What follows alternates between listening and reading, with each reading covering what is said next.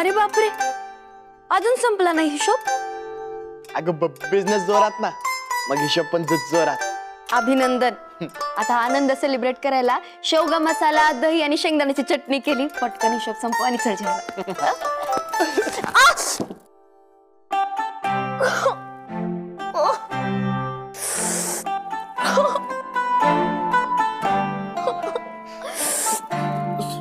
Sorry.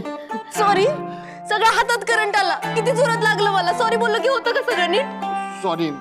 Sorry Indu, किती जोरात लागलं रे. ए म्हणजे तुला आता त्या हाताने जेवता नाही येणार?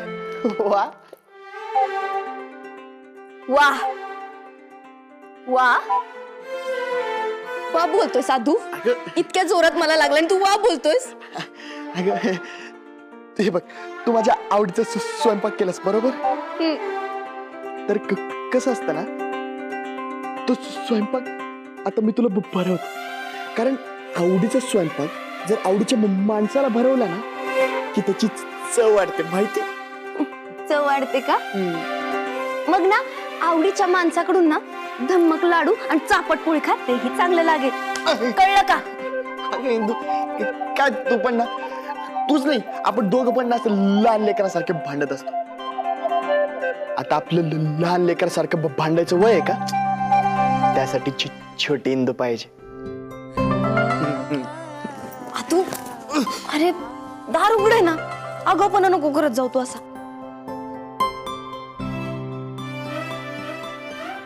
इंदू, जेव्हापासून शाळा काढायचं ठरलंय ना, तेव्हापासून तू माझ्यासोबत मास्तरने सारखेच वागते. असं झालं का? आणि तू एका द्वाड विद्यार्थ्यासारखा तू नाटक करतो नुसते. सॉरी आजीबाई. आजीबाई? आजीबाई बोलतोस.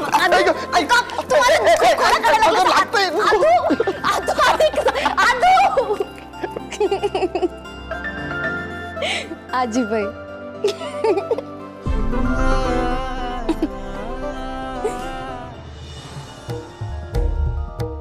अहो, इंदूच्या शाळेच्या ठिकाणी विठुरायाची मूर्ती सापडली.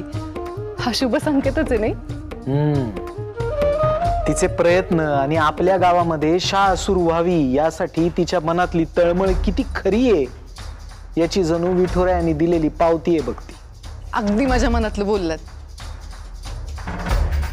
मला असं वाटतं इंदूचं शाळेचं स्वप्न पूर्ण व्हावं ना, ही विठुरायाचीच इच्छा आहे. पण आजपर्यंतचा इंदूचा प्रवास कुठे एवढा सोपा होता की इथून पुढचा असणार आहे? म्हणजे इंदूची परीक्षा अजून संपलेली नाही. मोहितराव, आपल्या वहिनी हे इंदूच्या विरोधातच आहेत आणि ते तिला पुढचं काम सहजासहजी करू देतील असं मला वाटत नाही. अहो, मग करू देत विरोध, पण मला खात्री आहे इंदू आपल्या गावात शाळा नक्की उभारणार. हा संघर्ष एवढा सोपा नाहीये शकू. हो, मान्य आहे मला, पण तिला उभारी द्यायला तुम्ही आहात की तिच्या पाठीशी उभे? मी या सगळ्या संघर्षामध्ये मी इंदूला कधीही एकटं पडू देणार नाही. कधीही नाही. राम कृष्ण हरी.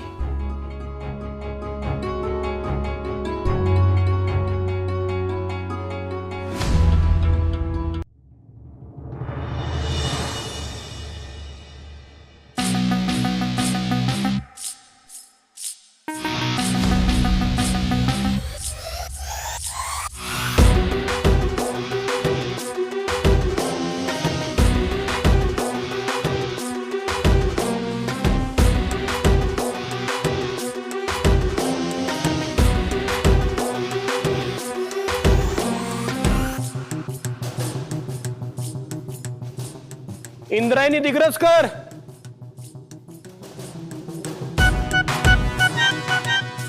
ओ इंद्रायणी देवी दिग्रसकर, आहात का घरात?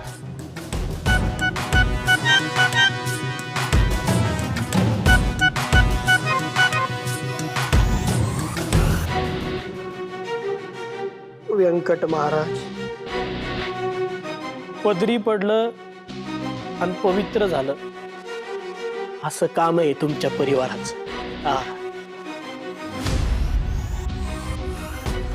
आधी पुंडलिक महाराज, मग गोविंद महाराज, नंतर तुम्ही स्वतः व्यंकट महाराज, आणि आता दिग्रसकर घराण्याच्या लाडक्या सुनबाई इंद्रायणी देवी दिग्रसकर गादीवर आहे. आहा, काय हा भक्ती परंपरेचा वारसा, जणू निर्मळपणाचा आरसा.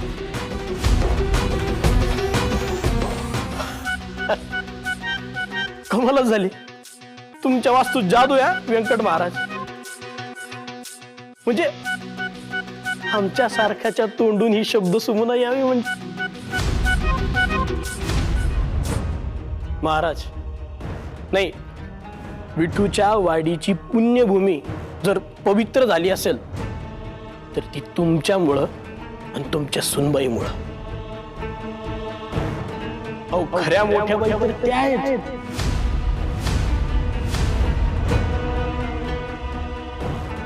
तुम्हाला ना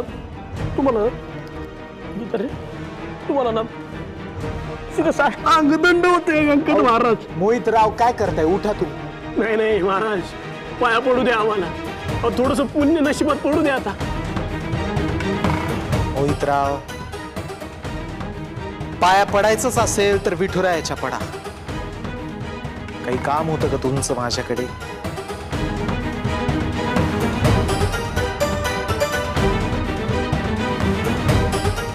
काय हा साधेपणा, काय हा विनय, काय हा विवेक. व्यंकट महाराज अतिशयोक्ती नाही अजिबात. पण तुमच्या घरी आल्यावर अक्षरशः पंढरीला आल्यासारखं वाटतंय.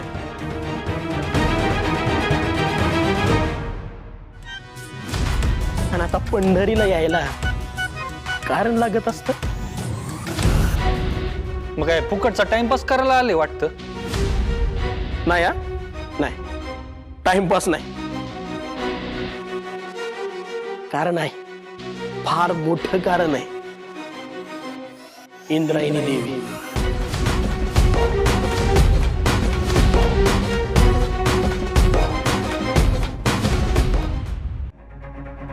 इंद्रायणी देवी आमचे दोन्ही हस्त आणि एक मस्तक हे सगळं जोडून तुम्हाला नमस्कार करायला हवा. माझ्या गुरूंना केलात ना, पोचला माझ्यापर्यंत. येण्याचं कारण सांगताय ना? आधी पाया पडू द्या. अहो काय? नाही पडू द्या. अहो, नाही. अहो, मी मोहितराव, काय करताय तुम्ही? आता तिनं सांगितलं ना का गुरुला केला, तिला पोचला म्हणून बस झालं ना. तुम्ही पटकन इथं येण्याचं प्रयोजन सांगून टाका. इंद्रायणी देवी, तुम्ही विठूच्या वाडीत आहात, आमचं भाग्य आहे. भूताच्या माळाला तुम्ही विठुरायाचा माळ केलात. अहो, साक्षात विठुरायाने त्याचं अस्तित्व दाखवून दिलंय. अख्ख्या गावानं पाहिलंय. अहो, आमच्या सारख्या पापी माणसाचे डोळे असे खाडकन उघडलेत, खाडकन. पापीच होत आम्ही, पापीच होत. अहो, तुमच्या शाळेच्या कामाला विरोध केला आम्ही, आडकाठी आणली, लय वाईट वागलो तुमच्याशी. चूक झाली आमच्याकडून. आता पश्चाताप व्हायला लागलाय आम्हाला. लय लय शर्मिंद आहे आम्ही. आम्ही ना शिक्षा दिली पाहिजे स्वतःला. शिक्षा दिली पाहिजे.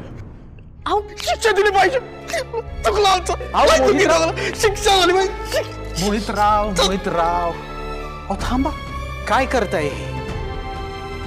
मोहितराव, तुम्हाला तुमची चूक कळली हेच खूप आहे. हे सगळं करण्याची काही गरज नाही. गरज कशी नाही व्यंकटवार, गरज कशी नाही?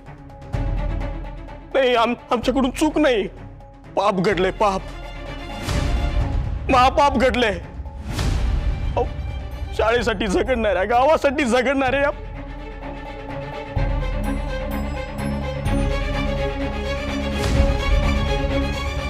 हा खरं बोलतोय की तुम्हाला खूप त्रास दिला मी, खूप खूप वाईट वागलो, माफ करा मला, चूक झाली आमची. अहो दादा तुम्ही प्लीज उठा, असं करू नका, प्लीज उठा. नाही, आम्ही असंच करणार.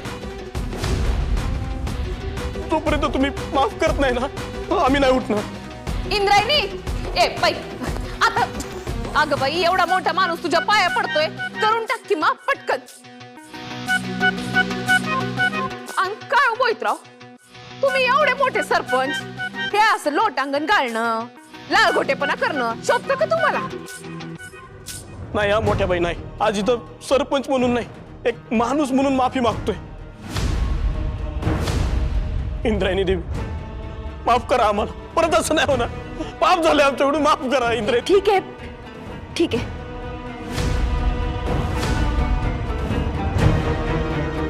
केलं माफ, उठा आता.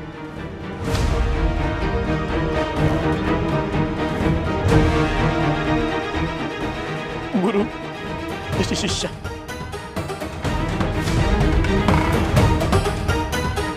विठुरायानं तिकडं दर्शन दिलं, त्याचं अस्तित्व दाखवून दिलं, अख्ख्या गावानं पाहिलं. आणि त्यासाठी एक सरपंच नाही, सरपंच नाही, एक साधा भोळा भक्त म्हणून तुमचा सत्कार करावा, एवढी माफक अपेक्षा आमची.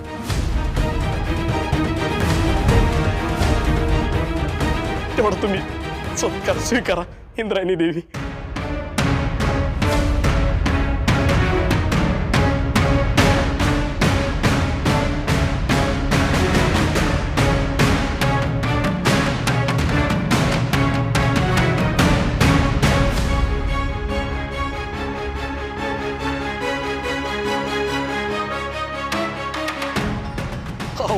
हो अधोक्षज महाराज, अहो विश्वास ठेवा आमच्यावर, आमच्या मनात खोट नाहीये. अहो खरंच पश्चाताप झालाय आम्हाला. अधोक्षज महाराज, तुम्ही इंद्रायणी देवीच्या प्रत्येक छोट्या मोठ्या गोष्टीत सपोर्ट करता राव. मग आता त्यांना सत्कार स्वीकारायला पण सपोर्ट करा. हा हा हा इंद्रायणी देवी, तेवढा सत्कार स्वीकारा. हा अहो स्वीकारा ना. तुम्हाला तुमच्या गुरुची, व्यंकट महाराजांची शपथ, सत्कार स्वीकारा. इंद्रायणी देवी, तेवढा सत्कार स्वीकारा. ऐका ना, तेवढा सत्कार स्वीकारा.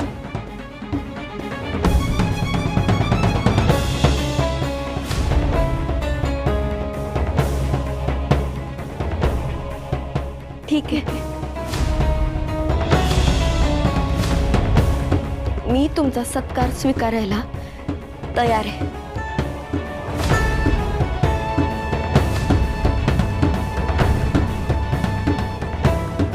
अगदी इंद्रायणी नदी सारखं आहे तुमचं, निर्मळ आणि पवित्र. तुम्हीच खऱ्या अर्थानं मोठ्या बाई आहे.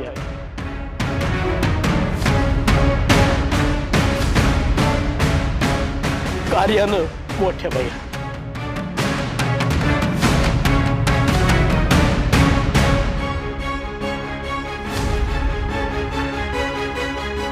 येतो आम्ही.